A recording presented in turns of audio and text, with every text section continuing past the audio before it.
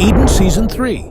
Vampiir or Vampire. Regardless of the pronunciation, you definitely want to keep these guys at arm's length. Eden Season 3 will be launching with this class that has a long history of influencing the game from solo to group play. How do they work? Well, Vamps are a melee hybrid with a huge variety of powerful spells, limited by their ability to generate the power required to cast them. They generate this power through melee damage and a single power leech bolt that's on a timer. What else makes them unique? Well, they can't be stat buffed in the traditional way because they have enhanced stats already that they gain through leveling. This also means that they cannot be buff sheared either. First up then, melee damage. Vamps build power by using the traditional piercing line but with a twist. Quite deep into the piercing spec, they receive high growth rate styles that target specific armor parts, chest, legs and head. These styles synergize with a random armor debuff spell, which means the Vamp can do high melee damage if he's paying attention to which enemy armor piece got targeted. Alternatively, he can just spam the debuff and use normal styles. Remember, more damage means more power, so this can really spiral out of control. For the spell lines, first up we have Shadow Mastery, typically more invested into for solo and small man action. This is because it contains a health over time spell and a haste buff that really enhances the ability to generate power quickly.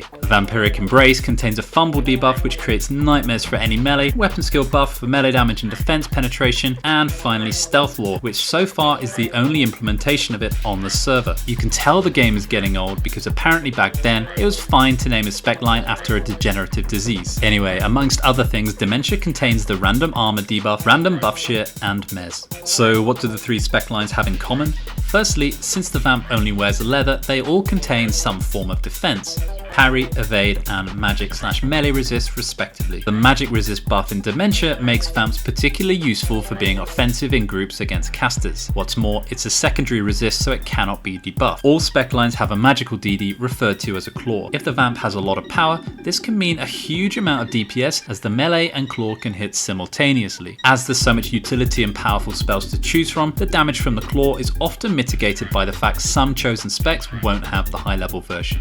In Season 3, Vamps have the potential to make a huge impact on RVR. Enjoy the hunt, or alternatively, best of luck not getting bitten out there.